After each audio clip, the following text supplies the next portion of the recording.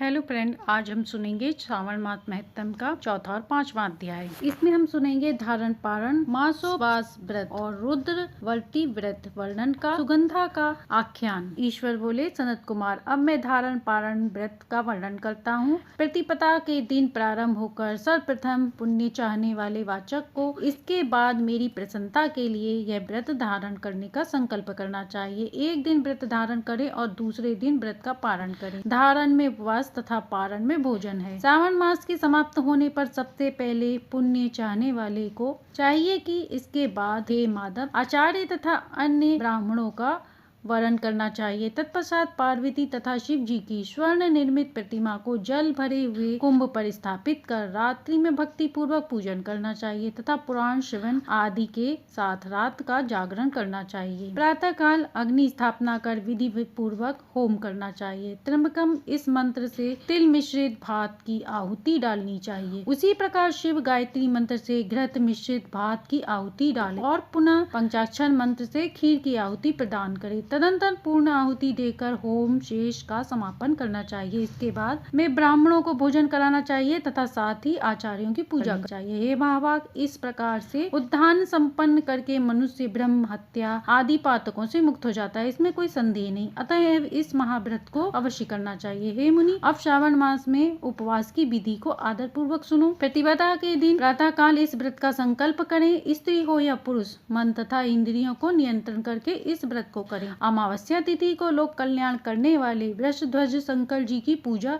करें। उपचारों से करें। तदंतर अपनी सामर्थ्य के अनुसार वस्त्र तथा अलंकार से ब्राह्मणों का पूजन करें। उन्हें भोजन कराएं, प्रणाम करके विदा करें। इस प्रकार से किया गया मास उपवास व्रत मेरी प्रसन्नता के करने वाला है। सनत कुमार, मनुष्यों ने सभी सिद्धियां प्रदान करने वाला है। लक्ष्य सड़ंग रुद्रवर्ती व्रत के विधान को सावधान होकर अत्यंत आदर पूर्वक कपास के 11 तंतुओं से बत्तियां बनानी चाहिए। वे रुद्रवर्ती नाम वाली बत्तियां मुझे प्रसन्न करने वाली है। मैं श्रावण मास में भक्ति पूर्वक दीवान के देव गौरीपति महादेव का इन 1 लक्ष संख्या वाली बत्तियों से निराजन करूंगा। इस प्रकार श्रावण मास के प्रथम दिन विधि पूर्वक संकल्प के साथ महीने भर प्रतिदिन शिव जी का पूजन कर 1000 बत्तियों से निराजन करें और अंतिम दिन 71,000 बत्तियों से निराजन करें, अथवा प्रतिदिन 3000 बत्तियां आदर पूर्वक अर्पण करें और अंतिम दिन 13,000 समर्पित करें, अथवा एक दिन सभी 1,00,000 बत्तियों को मेरे समक्ष जलाएं। प्रचुर मात्रा में घृत में भिगोई हुई बत्तियों को जलाने से मैं प्रसन्न होता हूँ। तत्पश्चात मुझे विश्वेश्वर का पूजन करके कथा श्रवण करें। सनत कुमार बोले, हे देव जगन्नाथ, हे प्रभु, कृपया करके आप मुझे इस व्रत का विस्तार पूर्वक वर्णन करें।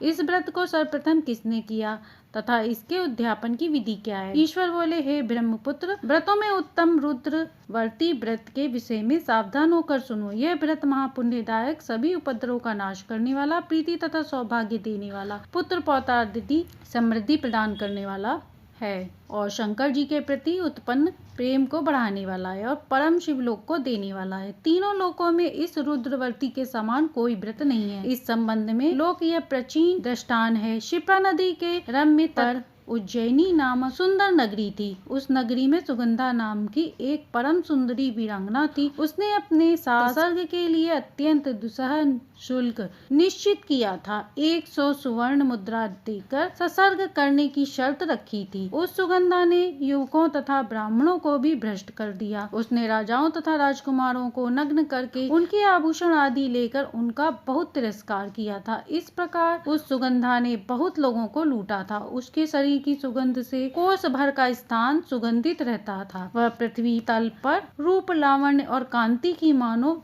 निवास स्थली थी। वह 6 रागों और 36 रागनियों के गायन में उसका तथा उसके अन्य बहुत से भेदों की भी गान क्रिया में अत्यंत कुशल थी। वह नृत्य में रंभा आदि देवांगनाओं को भी तिरस्कृत कर देती थी और अपने एक पग पर अपनी गति से हाथियों तथा हंसों का उपहास करती थी।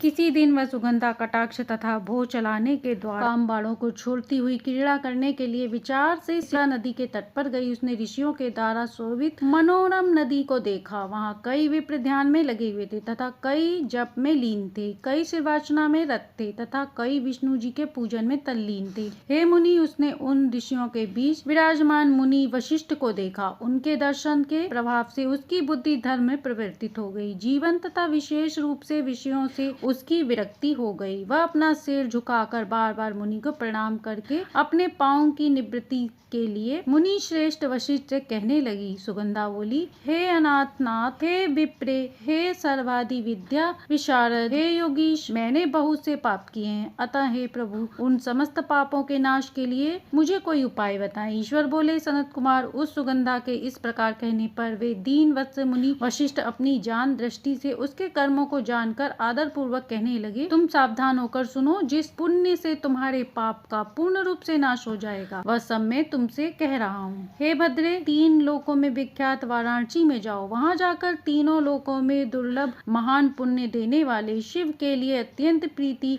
रुद्रवर्ती नामक व्रत को करो।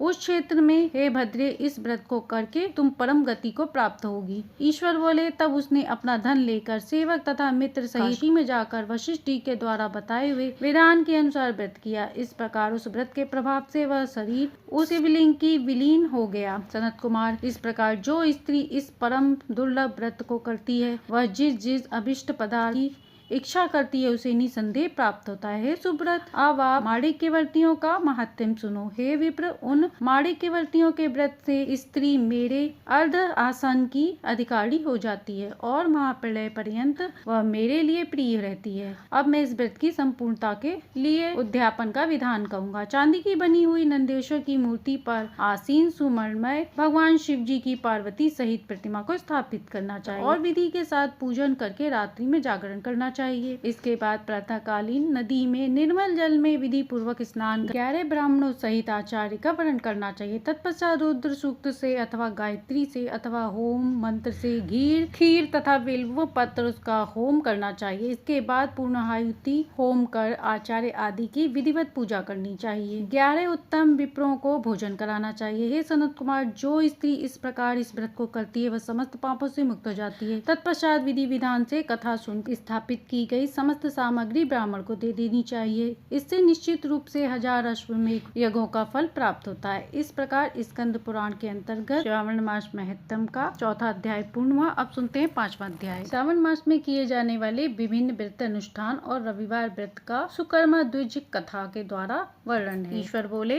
हे सनत कुमार, करोड़ों पार्थिव शिवलिंग के महत्व तथा पुण्य का वर्णन नहीं किया जा सकता। एकमात्र लिंग का महत्व नहीं किया जाता, फिर करोड़ों लिंगों के विषय में तो क्या कहना। मनुष्य को चाहिए कि करोड़ों लिंग की निर्माण की असमर्था में एक लिंग बनाकर या 1000 लिंग या 100 लिंग बनाकर, यहाँ तक कि एक लिंग बनाने से भी मेरी कृपा मिलती है। पंचाक्षर मंत्र के 16 उपचारों द्वारा भक्ति पूर्वक मन से भगवान शिव की पूजा करनी चाहिए। ग्रह यज्ञ के साथ उद्यापन करना चाहिए। इसके बाद होम करना चाहिए और ब्राह्मणों को भोजन कराना चाहिए। सनत कुमार, इस अनुष्ठान को करने वाले की अकाल मृत्यु नहीं होती। यह वृद्ध बांझपन को दूर करता है, सभी विपत्तियों का नाश करने वाला है तथा सभी संपत्तियों में वृद्धि करने वाला। मृत्यु के पश्चात सब मनुष्य मेरे समीप कैलाशवास में निवास करते हैं। जो मनुष्य श्रावण मास में पंचामृत से शिव जी का अभिषेक करता है वह सदा पंचामृत का पान करने वाला, गोधन से संपन्न होता है, अत्यंत मधुर भाषण करने वाला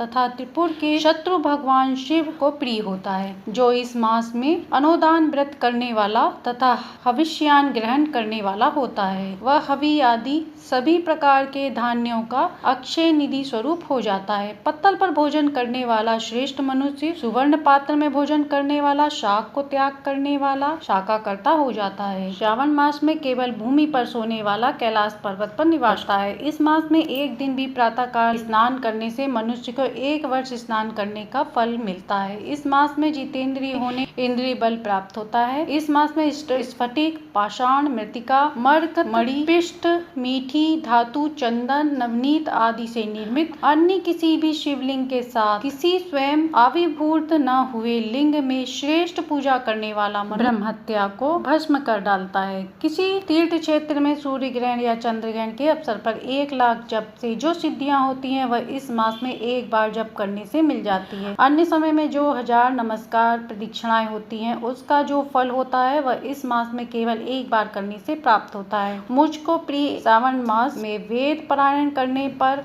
सभी वेद मंत्रों की पूर्ण आहुति रूप से सिद्धि हो जाती है। श्रद्धा युक्त होकर इस मास में 1000 बार पुरुष सूक्त का पाठ करना चाहिए अथवा कलयुग में इसका 54 पाठ करना चाहिए अथवा वर्ण संख्या का 100 गुना पाठ करना चाहिए अथवा वह करने में समर्थ हो तो आलस्यहीन होकर एकमात्र 100 पाठ करना चाहिए। ऐसा करने वाला मनुष्य ब्रह्म हत्या आदि पापों से मुक्त होता है, इसमें कोई संदेह नहीं। गुरु पत्नी के साथ सामंजस्य पाप के लिए यही महान प्रायश्चित है। इसके समान पुण्य पवित्र पापनाशक कुछ भी नहीं है। पुरुष सूक्त के जप के बिना इस मास में एक भी दिन व्यतीत नहीं करना चाहिए। जो मनुष्य इस फल को अथर्ववाद करता है वह नरकगामी होता है। इस महीने में समिधा, चारू, तिल और घृत से ग्रह होम करना चाहिए। शिव जी के रूपों का भली भांति ध्यान, पूजन, धूप, गंध, पुष्प, नैवेद्य से पूजन करना चाहिए। अपने सामर्थ्य के अनुसार कोटि होम, लक्ष होम अथवा 10 सहस्त्र होम करना चाहिए। ब्याहितियों ओम भूर, ओम भुवः, ओम स्वः के साथ तिलों के द्वारा भी यह ग्रह यज्ञ नामक होम किया जाता है। सनत कुमार, इसके बाद अब मैं वारों में व्रतों का वर्णन करूंगा, उसे सुनो। हे अनग, इनमें सर्वप्रथम मैं रविवार को बताऊंगा। इस संबंध में लोग एक प्राचीन इतिहास को कहते हैं। प्रतिष्ठानपुर में सुकर्मा नामक एक द्विज था। वह दरिद्र, कृपण तथा भिक्षावृत्ति में लगा रहता। एक बार वह धन धान्य मांगने के लिए घूमता घूमता नगर में गया। उसने किसी एक गृहस्थ के घर में मिलकर रविवार का उत्तम व्रत किया। स्त्रियों को देखा, तब उसे देखकर वह स्त्रियां परस्पर कहने लगीं कि इस पूजा को शीघ्रता छिपा लो। इस पर वह विप्र उन स्त्रियों से बोला, हे श्रेष्ठ स्त्रियों, आप लोग इस व्रत को क्यों छुपा रही हैं? समान चित्त वाले सज्जनों के लिए परमार्थ ही स्वार्थ है। मैं दारिद्र हूँ, दुखी हूँ। इस श्रेष्ठ व्रत का वर्णन सुनकर मैं भी इसे करूँगा। आप लोग इस व्रत का विधान व फल बताएं। स्त्रियां बोली, हे द्विज, इस व्रत को करने में आप उन्माद और प्रमाद करेंगे अथवा भूल जाएंगे अथवा इसके प्रति अभक्ति अनासक्त रखने लगेंगे तथा आपको यह व्रत कैसे बताऊं? उसकी यह बात सुनकर उसमें जो एक प्रौढ़ स्त्री थी वह उस ब्राह्मण से व्रत तथा व्रत की विधि बताने लगी। हे ब्राह्मण, श्रावण मास के शुक्ल पक्ष के प्रथम रविवार को मौन होकर उठकर शीतल जल में स्नान करने के बाद अपना नित्य कर्म संपन्न करके पान के एक शुभ दल पर रक्त चंदन से सूर्य के समान पूर्ण गोलाकार 12 परदी वाला सुंदर मंडल बनाएं। उस मंडल में रक्त चंदन से संज्ञा सहित सूर्य का पूजन करें। इसके बाद घुटनों से बल भूमि पर झुककर 12 मंडलों पर अलग अलग रक्त चंदन तथा जपा कुसुम से मिश्रित अर्ध श्रद्धा भक्ति भाव से सूर्य को विधिवत प्रदान करें। लाल अक्षत, जपा, कुमकुम तथा अन्य उपचारों से पूजन करें। इसके बाद मिश्री से युक्त नारिकेल के बीज का नैवेद्य अर्पित करें। आदित्य मंत्रों से सूर्य की स्तुति करें और श्रेष्ठ 12 मंत्रों से 12 नमस्कार प्रदक्षिणा करें। इसके बाद 6 तंतुओं से बनाए गए सूत्र में 6 ग्रंथियां बनाकर देवेश सूर्य को अर्पण करके उसे अपने गले में बांध ले और पुनः 12 फलों से युक्त बायन ब्राह्मण को प्रदान करें। इस व्रत के विधि को किसी के सामने नहीं सुनना चाहिए। हे विप्र, इस विधि से किए जाने वाले पर धनहीन व्यक्तिहीन धन प्राप्त करता है, पुत्रहीन पुत्र प्राप्त करता है, कोढ़ी कोढ़ से दूर हो जाता है, बंधन में पड़ा व्यक्ति बंधन से छूट जाता है, रोगी व्यक्ति रोग से मुक्त होता है। हे विप्र, अधिक कहने की क्या प्रयोजन? साधक जिस अभिष्ट की कामना करता है वह पूर्ण से प्राप्त होता है। इस प्रकार रविवार, सावन के चारों कभी कभी 5 रविवार इस व्रत को करना चाहिए। इसके बाद व्रत के संपूर्णता के लिए उद्यापन करना चाहिए। विपेंद्र, आप भी इसी प्रकार से करें और इससे आपकी सभी कामनाएं सिद्ध होंगी। इसके बाद उन पतिव्रताओं को नमस्कार करके वह ब्राह्मण अपने घर आ गया। उसने जैसा सुना था उसी विधि से व्रत को किया और अपनी दोनों पुत्रियों को भी वह विधि बताई। उस व्रत को सुनने के मात्र से शिव जी के दर्शन से तथा उनके पूजन के प्रभाव से कन्याएं देवांगनाओं के सदृश हो गयीं। उसी समय उस ब्राह्मण के घर में लक्ष्मी जी ने प्रवेश किया और वह अनेक उपाय तथा निमित्तों से धनवान हो गया। किसी दिन उस नगर के राजा ने ब्राह्मण के घर से होकर राजमार्ग में जाते समय खिड़की में खड़ी उन दोनों सुंदर कन्या तथा अनुपम कन्याओं को देख लिया। तीनों लोकों में कमल, चंद्रमा आदि से भी सुंदर वस्तुएं हैं। उन्हें वे दोनों कन्याएं अपने शरीर से अवयवों से तिरस्कृत कर रही थीं। उन्हें देखकर राजा मोहित हो गया और क्षण भर के लिए वहीं खड़ा हो गया। ब्राह्मण को शीघ्र बुलाकर उन्होंने दोनों कन्याओं को मांग लिया।